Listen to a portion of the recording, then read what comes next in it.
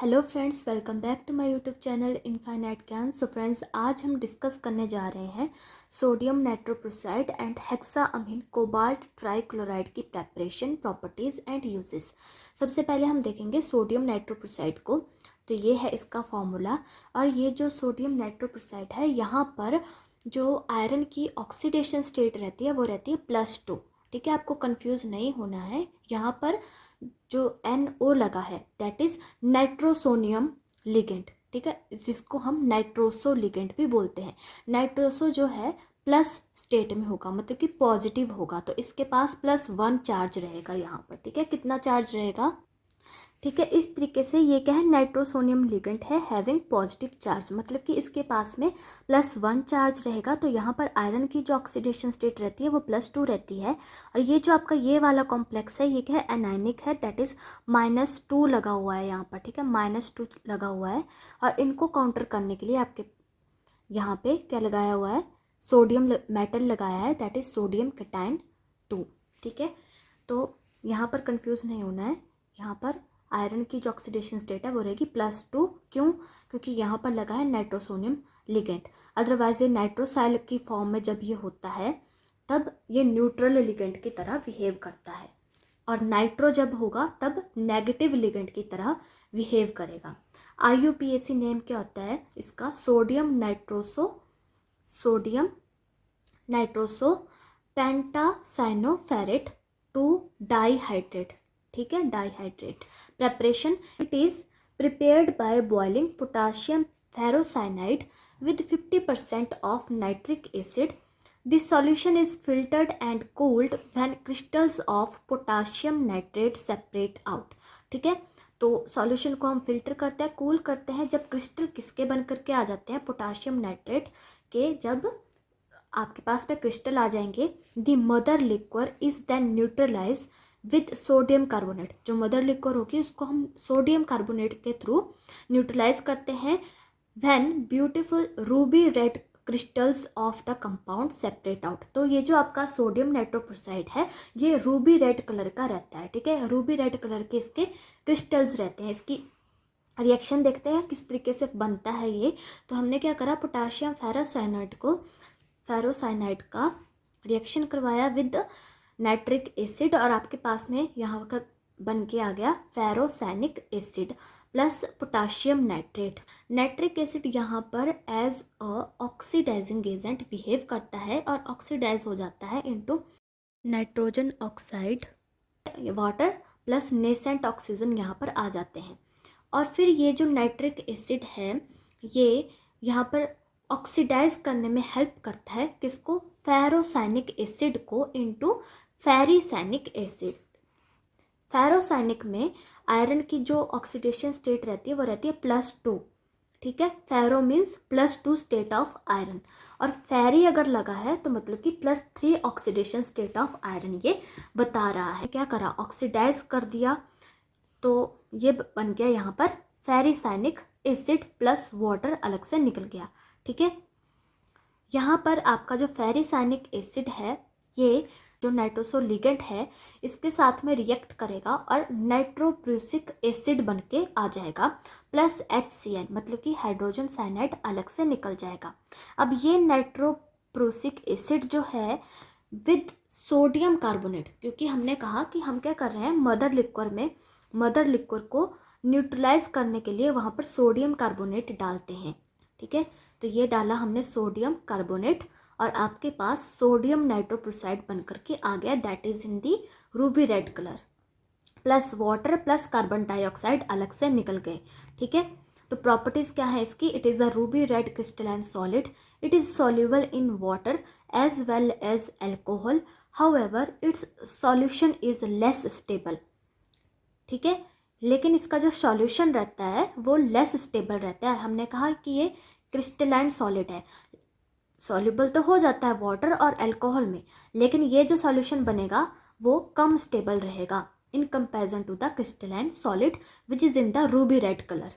Action with sulphide ions. ठीक है, आप लोगों ने एक्सपेरिमेंट करा होगा एक, ये जो एक्सपेरिमेंट है ये प्रेजेंस ऑफ सल्फर अगर ऑर्गेनिक कंपाउंड में होगी उसको निकालने में हमारी हेल्प करता है। ठीक है, अगर ऑर्गेनिक कंपाउंड्स में सल्फर प्रेजेंट है तो वो हम इस टेस्ट से निकालते हैं। ठीक है, तो इसके लिए हम क्या करते हैं, एक एक्सपेरिमेंट करते हैं जिसमें कि हम small piece of sodium metal लेते हैं, उसको हीट करते हैं जेंटली फ्यूज़न ट्यूब में।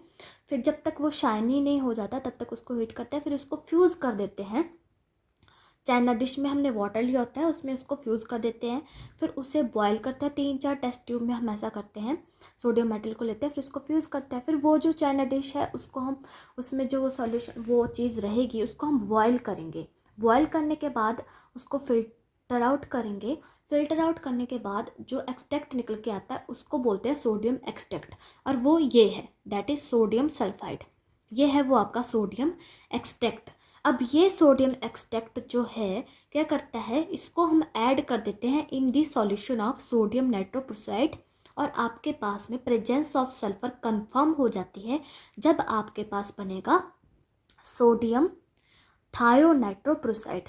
ठीक है, एस लगा थायो के लिए, सोडियम थायोनाइट्रोप्रोसाइड विच इज़ वायलेट और पर्पल इन कलर। ठीक है, तो वायलेट और पर्पल कलर का ये रहता है सोडियम पेंटासाइनो नाइट्रोसाइल थायोल फेरेट। आपके पास यहाँ पर ये बन करके आया है, मतलब कि डिटेक्शन ऑफ सल्फर करी हमने। यहाँ पर क्या है, सल्फर प्रेजेंट है जिसके लिए क्या लगा हुआ है, थायोल लगा हुआ है।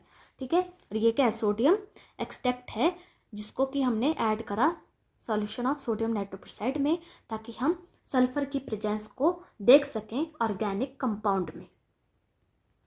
Action with silver nitrate solution, जब हम इसका एक्शन करते हैं सोडियम नाइट्रोक्साइड का सिल्वर नाइट्रेट के साथ में, तब आपके पास फ्लैश कलर के प्रेसिपिटेट्स बनते हैं, प्लस सोडियम नाइट्रेट जो है अलग से निकल जाता है। Action with sulphide ions, sulphide ions के साथ, इस रिएक्शन को आप बेडेकर रिएक्शंस भी बोलते हैं, बेडेकर रिएक्शन भी बोलते हैं। It reacts with sulphides and give red colour. तो आपका जो सोडियम नाइट्रोक्साइड है ये क्या करता है, सल्फाइड के साथ में रिएक्ट करता है और रेड कलर का आपके पास कंपाउंड बन के आता है। ये देखो सल्फाइड है यहाँ पर लगा हुआ। एक्शन विद एल्कलीज, जब हम सोडियम नाइट्रोक्साइड को एल्कलीज के साथ में ट्रीट करते हैं तब ये बनाता है फेरोसाइनाइड्स। ठीक है, तो फेरोसाइनाइड हमारे पास ये बनाएगा जब एल्कलीज के साथ में हम इसको ट्रीट करेंगे। और यूजेस क्या रहते हैं इसके, for the detection of sulphide ions in qualitative analysis. ठीक है, हमने पहले देख लिया कि सल्फाइड आयन की एनालिसिस के लिए मोस्टली हम इस चीज़ को यूज़ करते हैं, सल्फाइड आयंस की क्वालिटेटिव एनालिसिस के लिए, और to detect ketones because it gives violet red colour with ketones. और कीटोन्स को डिटेक्ट करने के लिए भी इसका यूज़ किया जाता है, क्योंकि ये क्या करेगा, कलर दे देगा, जिससे हमें बहुत आसानी से पता चल जाता है कि हाँ इसमें कीटोन प्रेजेंट है। तो ये है इसका स्ट्रक्चर। ठीक है, सोडियम नाइट्रोक्साइड का स्ट्रक्चर ये है। और ऑक्सीडेशन स्टेट ऑफ आयरन यहाँ पर भी मैंने लिखा है, इन सोडियम नाइट्रोक्साइड इज +2 रहेगी। आयरन इज डायामैग्नेटिक, आयरन जो है यहाँ पर डायामैग्नेटिक रहता है। लो spin centre with D6 electronic configuration, इसकी जो इलेक्ट्रॉनिक कन्फिग्रेशन रहेगी वो क्या रहेगी, D6 रहेगी, क्योंकि यहाँ पर लॉस ऑफ इलेक्ट्रॉन हो जाएगा। फिर जो इलेक्ट्रॉन्स बचेंगे वो कितने रहेंगे, D6 रहेंगे। और डायामैग्नेटिक होता है, मतलब कि पेयर्ड इलेक्ट्रॉन वहाँ पर होते हैं। ठीक है, तो ये जो लिगेंड है आपके पास, दैट इज़ नाइट्रोसो लिगेंड और साइनाइड लिगेंड है। ठीक है, तो नाइट्रोसो भी यहाँ पे हेल्प करते हैं इन दी पेयरिंग ऑफ इलेक्ट्रॉन। इस वजह से ये क्या बनते हैं, लो स्पिन बनते हैं और डायामैग्नेटिक बनते हैं। और इनकी जो इलेक्ट्रॉनिक कन्फिग्रेशन रहती है वो क्या रहती है, D6 इलेक्ट्रॉनिक कन्फिग्रेशन रहती है। तो ये आपको याद रखना है। नेक्स्ट आपके पास है हेक्सामीन कोबाल्ट ट्राइक्लोराइड, ये है आपके पास हेक्सामीन कोबाल्ट ट्राइक्लोराइड। और यहाँ पर जो है +3 ऑक्सीडेशन स्टेट रहती है कोबाल्ट की। Hexamine cobalt trichloride is prepared by passing air through a solution of cobalt chloride containing ammonium chloride and ammonia in the presence of a catalyst such as activated charcoal। तो हम क्या करते हैं, cobalt chloride को aqueous में लेते हैं और with ammonium chloride and ammonia in the presence of air, और आपके पास यहाँ पर क्या रहेगा, कैटलिस्ट रहेगा, दैट इज एक्टिवेटेड चारकोल, और क्या बन जाएगा, हेक्सामीन कोबाल्ट ट्राइक्लोराइड यहाँ पर बन करके आएगा, प्लस वाटर रिलीज हो जाएगा। तो इसकी प्रॉपर्टीज़ क्या रहती हैं, it is yellow crystalline solid. तो आपका हेक्सामीन कोबाल्ट ट्राइक्लोराइड क्या है, येलो क्रिस्टलाइन सॉलिड है। It was formerly known as luteo cobaltic chloride, तो इसको हम ल्यूट कोबाल्टिक क्लोराइड भी बोलते हैं। It is a very stable compound and the ligand exchange और substitution reactions occur only slowly, तो इसमें जो है लिगेंड एक्सचेंज रिएक्शन और सब्सटीट्यूशन रिएक्शन बहुत ज़्यादा स्लोली होती हैं। अगर सब्सटीट्यूशन रिएक्शन कहीं पर स्लो हो रही है तो इसका मतलब कि वो क्या है, लो स्पिन कॉम्प्लेक्स है आपके पास, क्या रहेगा वो, लो स्पिन कॉम्प्लेक्स रहेगा। ठीक है, तो ये भी क्या है, एक लो स्पिन कॉम्प्लेक्स है और डायामैग्नेटिक है। ठीक है, the compound has diamagnetic character. ठीक है, इस तरीके से ये भी क्या रहता है, लो स्पिन कॉम्प्लेक्स रहता है और कंपाउंड का डायामैग्नेटिक करेक्टर रहता है। आई होप आपको अच्छे से क्लियर आउट हुआ होगा इनकी प्रेपरेशन और प्रॉपर्टीज़ के बारे में। तो मिलते हैं अपने नेक्स्ट लेक्चर में। Till then guys take care, good bye.